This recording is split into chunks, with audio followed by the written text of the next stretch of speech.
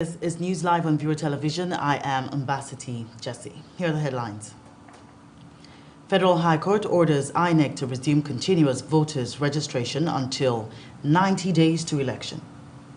President Muhammadu Buhari to unveil new Naira notes on November 23rd. Plus, U.S. Anthony Blinken signs human rights agreement with Qatari Foreign Minister. The Nigerian Senate has summoned the Minister of Finance, Zainab Ahmed, to explain an allocation of 206 billion naira inserted into the 2023 budget of the Ministry of Humanitarian Affairs, Disaster Management and Social Development. The Senate, through its Committee on Special Duties, asked that Zainab Ahmed appear before it with details and plans for the allocation made despite the country's dwindling revenue and struggling economy. The report. The resolution to invite the Minister of Finance was made during the budget defense session of the Ministry of Humanitarian Affairs. This comes as the minister in charge of the ministry, Sadiya Farouk, was unable to provide details of the proposed allocation of 206 billion naira in our ministry's proposed budget for the year 2023. A member of the panel, Elisha Abo, representing Adamawa State, recalled how the committee had to summon the Minister of Finance during budget defense by the Minister of Health and the Primary Health Care. Similar issue, he noted, has come up with the Humanitarian Ministry. He wondered if the 206 billion naira is captured in the medium-term expenditure framework. In 2023, you intend to borrow 206 billion naira for this same project. What are the projects actually to be implemented in that? A Minister of Humanitarian Affairs accused the Ministry of Finance of inserting into her ministry's 2023 budget without her knowledge. For the 2022, which was not released, and we said part of it is for the next budget and part for the NDC. The money was not released, and now we have seen it occurring by almost tenfold, and we're going to also clarify from the Federal Ministry of Finance to know why this increase, despite the fact that the previous year the money was not even released for the project. So we get the details and then send it to you. Chairman, I want to move a motion that the Minister of Finance should appear before this committee to furnish this committee with the full details of what they intend to do with 206 billion naira in 2023 budget. The chairman of the committee, Yusuf, thereafter moved a motion to summon the finance minister to give an explanation about the 206 billion naira inserted in the budget. We will ask Minister of Finance, to come and give us, proper information of that bilateral, engagement, the increase and the non-release, in 2022. Probably we'll fix a date, where we may invite her and then you as well, if there's a need to do that at a later date. No date was given for her to appear before the committee. The House of Representatives and the National Institute for Legislative and Democratic Studies has called for the need to curb the rascality of the executive arm of government for the country to move forward. Speaker of the House, Femi Gbajabiamila, and Director General of NILDS, Professor Abubakar Suleiman, stated these in Abuja while at the 2022 House of Representatives Press Corps Week. Let's take a report on that.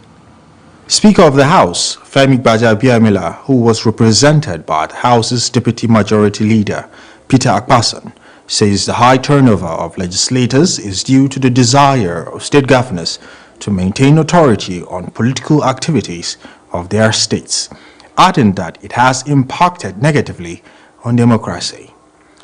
Akpason notes that the high turnover of new legislators is responsible for the short service life of lawmakers, as many of them are unable to return back to Parliament after any election cycle. When you talk about executive rascality, I'm not sure that a lot of people actually know what that means. It's a very serious issue in this country. We have a situation in which governors want to do everything in this country, dictate everything in this country. But it's not in the interest of Nigerian people. It is not in the interest of democracy.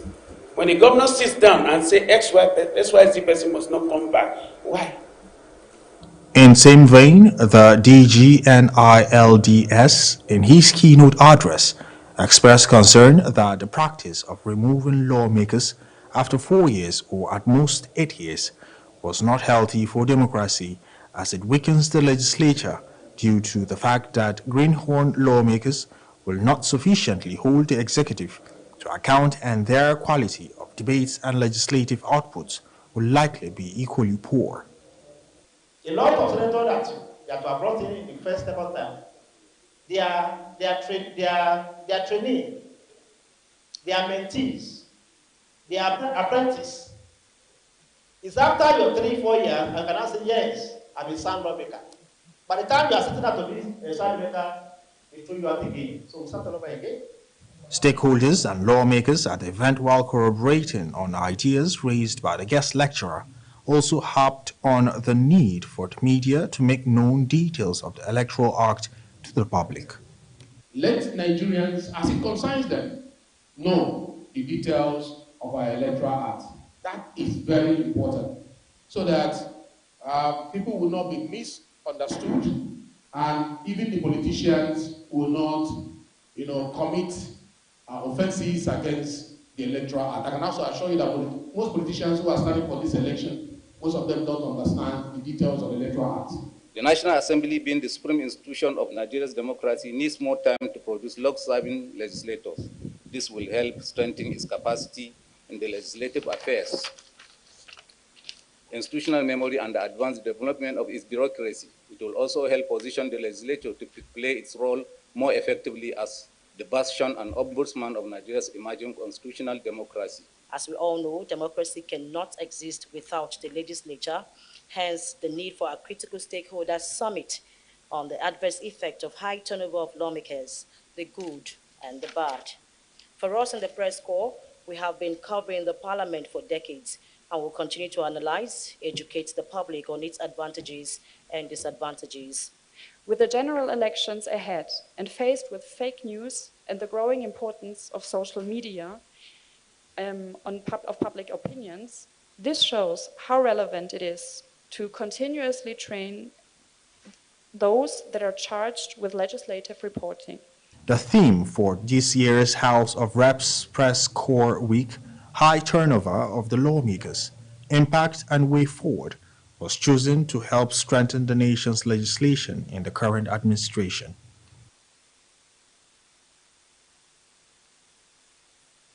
A federal high court, Abuja, has ordered the Independent National Electoral Commission to immediately resume the continuous voters registration until 90 days before the 2023 general elections. Justice Inyang Ekwo, in a judgment, also directs INEC to ensure that eligible Nigerians are not deprived of the opportunity to have the voters card for the forthcoming poll. The judge held that it was the constitutional responsibility of the electoral umpire to make adequate provisions for the exercise in accordance with Nigerian laws. In the originating summons filed before the court, the plaintiffs argue that INEC cannot stop the CVR, contrary to the stipulated provisions of the Constitution.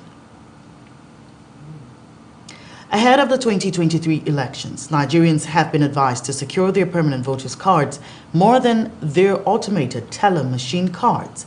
The National Orientation Agency in Adamawa gave the advice in an interview in Yola. The director of the agency, Mohammed Gabdo, says PVC is the weapon for electorates to be able to vote credible leaders of various elective positions in the country. Gabdo disclosed that the agency was working hard to sensitize the public across the 21 local government areas ahead of the 2023 general elections. He says the agency in the state and successfully completed the first phase of the sensitization and will soon embark on the second phase. The Kaduna State chapter of the Nigerian Labour Congress says the Congress is not ready to accept the mass dismissal of workers in the state. The state chairman of NLC, Ayuba Magaji, reveals this while receiving the People's Democratic Party gubernatorial candidate, Honorable Isa Ashiru, in continuation of the Congress engagement with gubernatorial candidates in the state ahead of the 2023 elections. While lamenting the mass dismissal of over 26,000 workers in the state, Ayuba averred that the sad event is still very fresh in their minds. He further affirms that the Congress is willing to support only political parties that are ready to work in line with their demands. To bring back sanity, security is going to top our priority.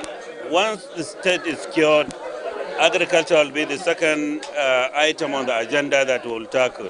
And we have a lot of things to do there. One, in terms of subsidizing fertilizer and farming inputs. Secondly, the issue of reintroduction or bringing back the Kaduna Agricultural Development Project.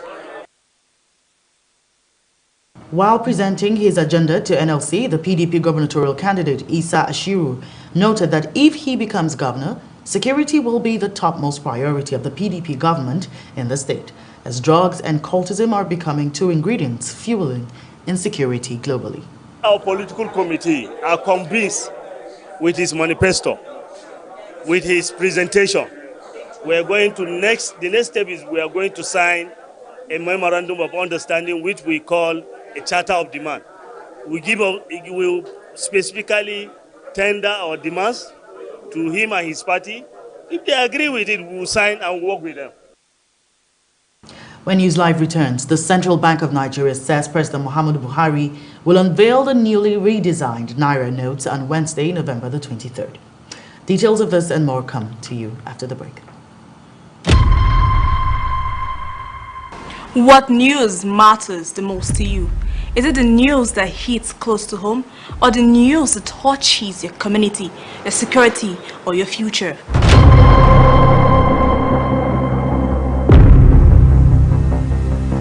No matter what the news is, we got you covered.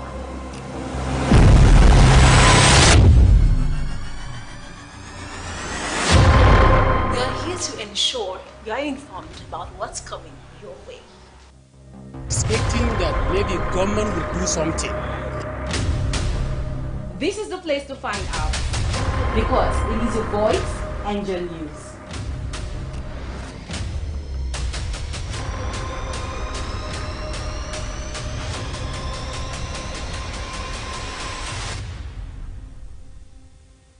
Viewer Television News, giving you your voice.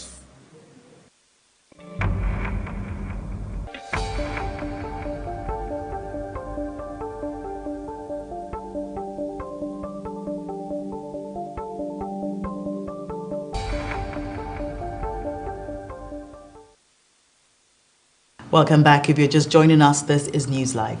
A recap of our top stories.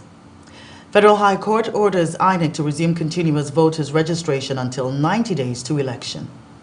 President Muhammadu Buhari to unveil new Naira note on November 23rd plus. U.S. Anthony Blinken signs human rights agreement with Qatari foreign minister. The Central Bank of Nigeria says President Muhammadu Buhari will unveil the newly redesigned Naira notes on Wednesday, November the 23rd, 2022. The CBN Governor, Godwin Emefiele, reveals this while fielding questions from journalists at the Monetary Policy Committee meeting in Abuja. On October the 26th, the CBN Governor announced the plan to redesign the Naira to control money supply and aid security agencies in tackling illicit financial flows. The Governor had said the new notes, 200 Naira, 500 Naira and 1,000 Naira, will be effective from mid-December 2022. However, in an interview with newsmen, Emefiele says the bank will no longer wait till December the 15th to unveil and release the new note. The Abuja Chamber of Commerce and Industry has appealed to the Central Bank of Nigeria to extend the deadline for the expiration of some Naira notes that the Apex Bank is redesigning and phasing out of circulation. The president, ACCI Al-Mujtaba Abubakar, who made the appeal for deadline extension in a statement he issued in Abuja, urged the Apex Bank to reconsider the deadline. Abubakar stressed that there had been positive and negative reactions from various industry stakeholders, but added that an extension will enable the government to make the best from the policy. The CBN had in October the 2nd disclosed its plan to redesign the 200 naira, 500 naira, and 1000 naira notes, citing concerns of illicit funds in circulation, which it says bandits and kidnappers had been exploiting in perpetrating their crimes. The federal government has concluded investigations on the Kuje Medium Custodial Center jailbreak by Boko Haram insurgents on July the 5th, 2022. The Minister of Interior, Ogbeni Rauf Aregbeshola, disclosed this in a statement. He, however, says the investigation remained a security document that cannot be discussed in the open. Aregbeshola reveals that some of the escapees from the facility have been recaptured while a lot of them are still on the run. The attacks by the insurgents group led to the escape of over 600 inmates, including members of the terror group. The Nigerian Medical Association Cross River State Chapter has commended Governor Ben Ayade and security agencies on the release of their two abducted members. The branch chairman of the association, Dr. Felix Achibong, confirms the release in a statement made available to newsmen in Calabar. The NMA chairman says the two medical doctors were released alongside two others without payment of ransom. Achibong notes that it was the effort of the Cross River government and the security agencies that led the abducted four to regain their freedom from the abductors. The two medical personnel, along with two others, were abducted at Ekomita along the Calabar-Ikom highway on Friday. Abuja residents living in Dawaki village, a suburb of the Federal Capital Territory, have called for help from the federal government to fix the bad roads in the community. Many of them are worried that the situation of the bad roads prevents them from pursuing their day-to-day activities. The report. Communities in Nigeria often resort to self-help because of the inability of the government at all levels to provide various social amenities. It is therefore common for Nigerians to provide water, road, electricity, security, and other amenities for themselves, even in the cities, usually under the auspices of community development associations. This is actually the case with Dawaki, a settlement at the foot of the hill opposite Gwarimpa along the Kubwa Expressway in Buari Area Council of the Federal Capital Territory. Residents bemoan the terrible state of the roads where a normal trip of 5 minutes turns to 30 minutes. Aduragbemi Jacob, a resident, has had to take a longer route just to get to the next town because of the bad roads. As we all know, a good road network is actually a major factor for development. Thank God for the modern market that they had to do it from the Dawaki Junction up till a certain point, and hoping that the Buhari local government will come and continue, but no. As a matter of fact, it has deterred development from Dawaki. Dawaki is how many years now, and there is no single bank in Dawaki. Abraham Amadou, a motorist, notes that the bad roads raises the cost of vehicle maintenance for users. I mean, a distance that should take you about, less than 5 minutes is taking you up to 15-20 minutes to link, the express because of the deplorable state of roads in Dawaki, and it's extremely bad. It's also having impact on my car. Economic activities are also crippled by the bad roads as customers hardly ply the road because of the deplorable nature. Now we try to even gather some stone they put. Every rainy season, customer will not pass here. We go just there, they suffer. If rain fall, nobody will come here. And before Buhari area council will come disturb, collect money for our hand, hope of a business head and this and that. Meanwhile, Dr. Utemi Mercy, a medical doctor at Dawaki General Hospital, also believes it's affecting their delivery of services to humanity. According to her, lives of people are put in danger on a daily basis because of the bad roads and also affecting the hospital business. It affected our patronage because most patients in some areas of Dawaki, like news engineering, trans engineering, find it difficult commuting to this place because of the road network. It's very terrible.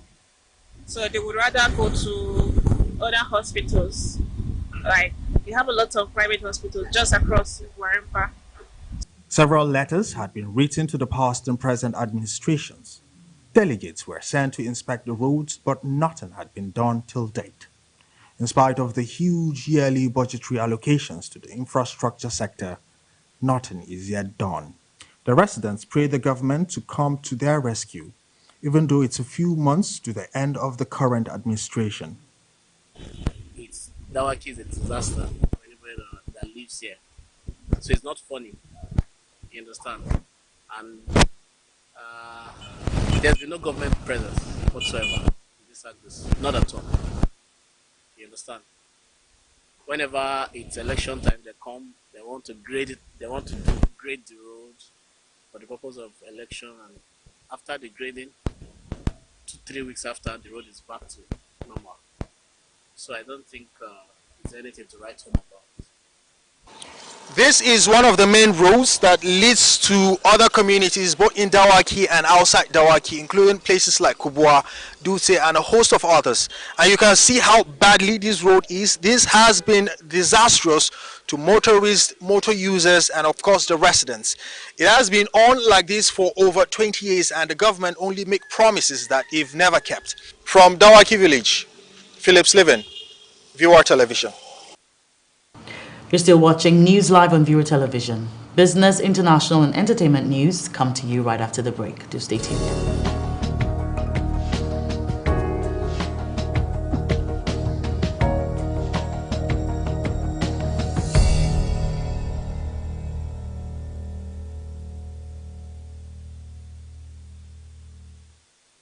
And now in business news, Nigerians should not be afraid of any form of food crisis, the federal government reveals, as it kicked against the projections of the International Monetary Fund. The federal government further states that several measures had been put in place to forestall the scarcity of food in Nigeria, stressing that there was no need for panic among citizens across the country. The International Monetary Fund earlier revealed that Nigerians should brace up for higher food prices risks in 2023 due to recent floods and high fertilizer prices. But the Federal Ministry of Agriculture and Rural Development opposed the position of the global financial institution as it provided a document detailing what the FMARD had done and was doing to avert such a crisis. World Bank Country Director for Nigeria, Shubham Chowdhury, has disclosed that the World Bank was set to inject the sum of $700 million for adolescent girls' education in 19 states of the country. Chowdhury made the disclosure during a parliamentary summit on fast-tracking Nigeria's demographic transition organized by the Office of the Speaker, House of Representatives, and the National Population Commission, supported by the World Bank in Abuja. According to him, the World Bank was committed in supporting Nigeria in empowering adolescent girls and youths, adding that it would help the nation in achieving its demographic transition. The directive further disclosed that Nigeria ranked lowest in the world in public spending and revenues, explaining that states will need more in offering basic services for their indigents. The Naira has appreciated against the dollar at the investors and exporters window, exchanging at 445.38 Naira. The figure represents an appreciation of 0.07% compared with the 445.67 Naira for which the dollar exchanged at the close of business on Friday. The open indicative rate disclosed at 444.08 Naira to the dollar. An exchange rate of 447 Naira to the dollar was the highest rate recorded within the day's trading before it settled at 445.38 Naira. The Naira sold for as low as 440 to the dollar within Monday's trading. The World Bank says subsidies benefit only rich households and reduce government spending on poor Nigerians. This was contained in a statement on the bank's website announcing the launch of the new Nigerian Public Finance Review report. According to the bank, Nigeria's resources had been consumed by inefficient and regressive subsidiaries on petrol, electricity, and foreign exchange.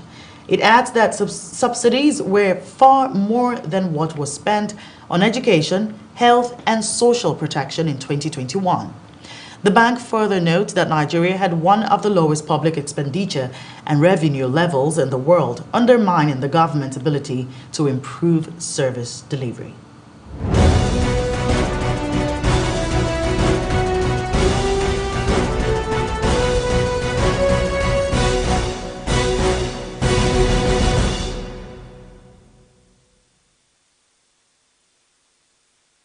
And now on the foreign scene, U.S. Secretary of State Antony Blinken met with Qatari Foreign Minister Sheikh Mohammed in Doha for the 5th Qatar-U.S. Strategic Dialogue. Blinken signs a memorandum of understanding with Qatar's Sheikh Mohammed. The U.S. Secretary of State praises Qatar's meaningful strides in addressing labor rights after congratulating the Gulf state in hosting the 2022 FIFA World Cup. The remarks came during a joint press briefing in Doha between Blinken and Sheikh Mohammed, where they discussed issues concerning the region. The Prince and Princess of Wales welcomed South African President Cyril Ramaphosa in the first meeting of his trip to the UK. Prince William and Kate were called upon to do the initial welcome at London's Corinthia Hotel in their roles as next in line to the throne. They then joined their visitor for a drive to Horse Guards Parade, where the full pageantry of the British state was on display. The Guard of Honor gave a royal salute, and the South African national anthem was played before King Charles and President Ramaphosa. King Charles III, with his wife Queen Camilla, made the official welcome to the president. Around 10 soldiers were killed and others wounded when jihadists attacked an army position in western Chad, the presidential office disclosed. The attack took place near Ngoboa in the Lake Chad area, a vast marshy region shared by Chad, Niger, Cameroon, and Nigeria that has been battered by Boko Haram and the Islamic State West Africa province. The unit had been sent to help set up an advanced position on Buka Tolorum Island when it was attacked by elements from the Boko Haram sect.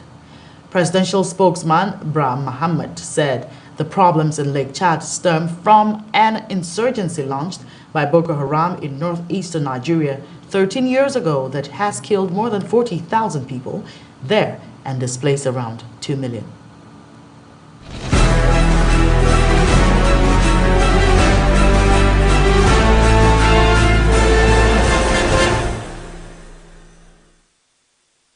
And the Nigerian singers Wizkid and Tems have once again re-established Nigeria's international presence by winning 2 awards each at the 2022 American Music Award. Wizkid made history by becoming the first artist to win the Favorite Afrobeat Artist category, while Tems won 2 awards. The event was held at the popular Microsoft Theater in Los Angeles with popular media personality and comedian Wayne Brady as the host. This is the first time Wizkid will be taking home the AMAs after previously being nominated 3 times without a win. Tems also took home the Favorite R&B Song category for Wizkid's 2020 album, Made in Lagos. The Chinese ambassador to Nigeria, Jin Achung, has called for collaboration between Nollywood and Asian film industries to produce works that will promote harmony, peace, and unity between both continents. Jin Achung made the call at the opening of the 4th Asian Film Festival and movie screening in Abuja. He also proposed the organizing of events in China where Nigerian movies could be watched by Chinese citizens to educate them more about the country. The Chinese ambassador says Nigeria is critical to Africa and the Nollywood movie industry had taken the lead with a huge potential of driving the goal. He notes that Nigeria had great potential to produce film in China, lots of opportunities, and how the people could do things together with Asian countries all over the world. After another chance at love, Kendall Jenner and Devin Booker have broken up. The supermodel and the NBA player broke up last month due to their busy schedules. It seems like the pair have been in an on and off relationship in the past year. Back in June, reports stated that the two were no longer together, and the month after, they were back together and working out their issues. The split revelation comes days after Kendall was spotted having a big night at her ex Harry Styles concert at the Kia Forum in Los Angeles 8 years after the couple dated. And that's all a News Live. But before we go, a recap of the headlines. Federal High Court orders INEC to resume continuous voters registration until 90 days to election. President Muhammadu Buhari to unveil new Naira note on November 23rd. Plus, U.S. Anthony Blinken signs human rights agreement with Qatari foreign minister.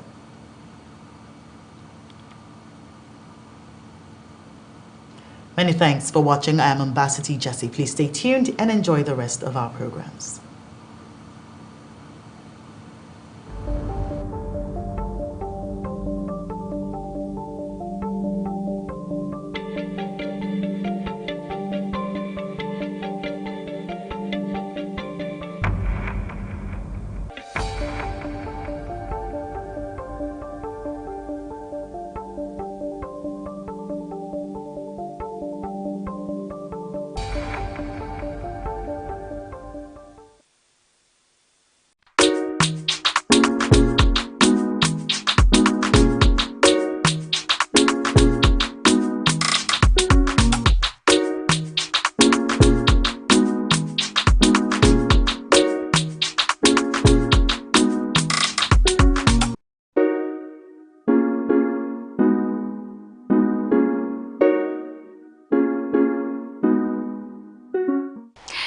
And welcome to Chit Chat exclusively on Viewer Television.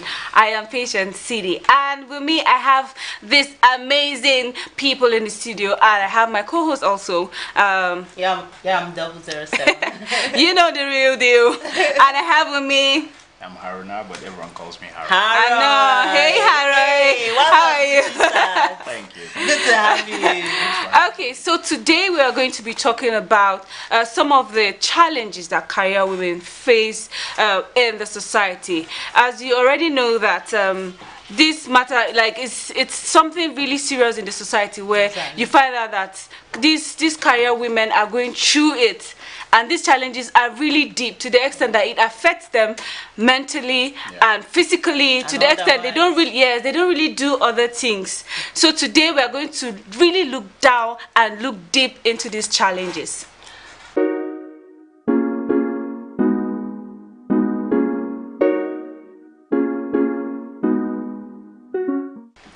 Okay, welcome back. If you're just joining, this is Chit Chat exclusively on Viewer Television. So before we went on the break, Ella was actually saying something about some of the challenges, and she actually mentioned something about gender pay gap. Yes. So Ella, please say something. You know, research over time has it that men tend to earn more salaries than women in the same industry. Yes. And this tends to affect women. It affects them mentally, and it affects their performance. And it keeps persisting. Yes, this is persistent. So, Harold, as a man, as a guy in our midst, what do you think?